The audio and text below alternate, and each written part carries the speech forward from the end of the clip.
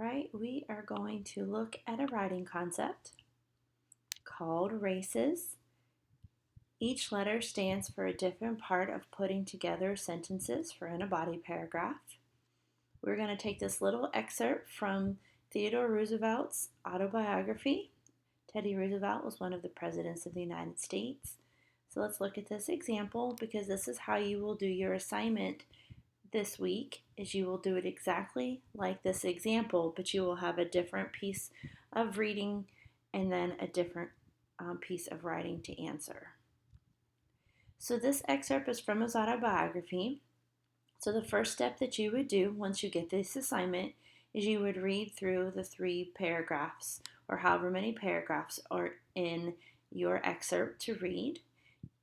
So this is about his experience of visiting California and seeing a Yosemite tree. And so he goes on to explain what that experience was like and the majestic trunks of the beautiful colors and all those different and beautiful things about them. So let's go into what the assignment is going to look like. Okay, so if you look here at the top, it says, in his autobiography, Theodore Roosevelt reflects on his visit to the Yosemite Valley with John Muir. What is Roosevelt's attitude toward Yosemite? Support your claim with evidence from the text. So here is the important thing. Remember I told you last week we had 3 steps with text evidence. First one, answer the question.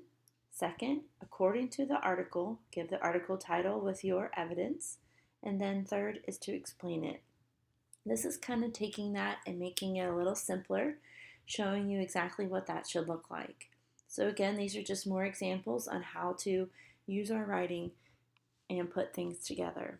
So the R stands for restating the question. What is Roosevelt's attitude toward Yosemite? Here you go, restating the question. Roosevelt's attitude toward Yosemite is. So that's the very first part, and it's really important that you restate the question. And then you have the answer. Positive because he describes it was a wonderland. So you restate the question, you answer the question, you cite the evidence.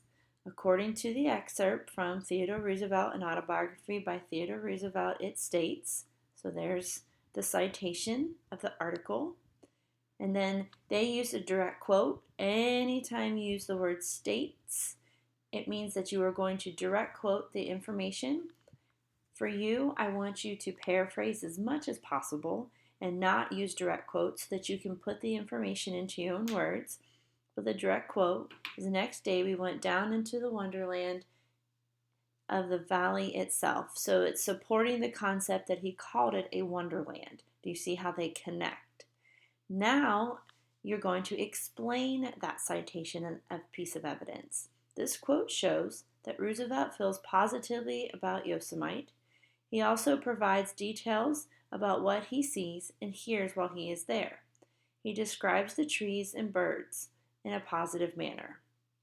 And then you have to sum it up with a wrap-up sentence. Here, Roosevelt's attitude towards Yosemite is positive. Some people say Yosemite, Yosemite tree, Yosemite tree, either way. So then you would take that, if that was kind of your graphic organizer, and you would put it into a paragraph with all of the color coding to show you. Now here they have what paragraph number. I do not want you to do that because it takes away from the flow of your writing like we mentioned last week. You just need to put the title of the article or the excerpt that you are reading and kind of then pull it together, fill in. You have to put a little bit of filler in it, pretty much like fluff it up, give it a little pizzazz, a little dazzle.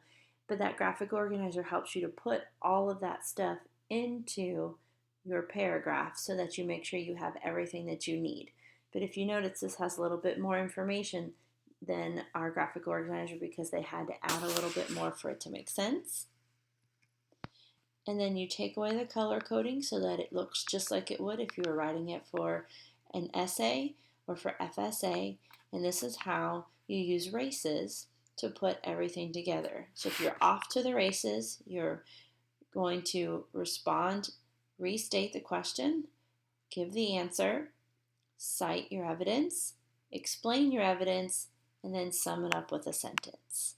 Okay, so now it is time for you to go ahead and go to the assignment. You're going to read the excerpt, and then you're going to fill in the boxes and do the slides, and then put it in paragraph form.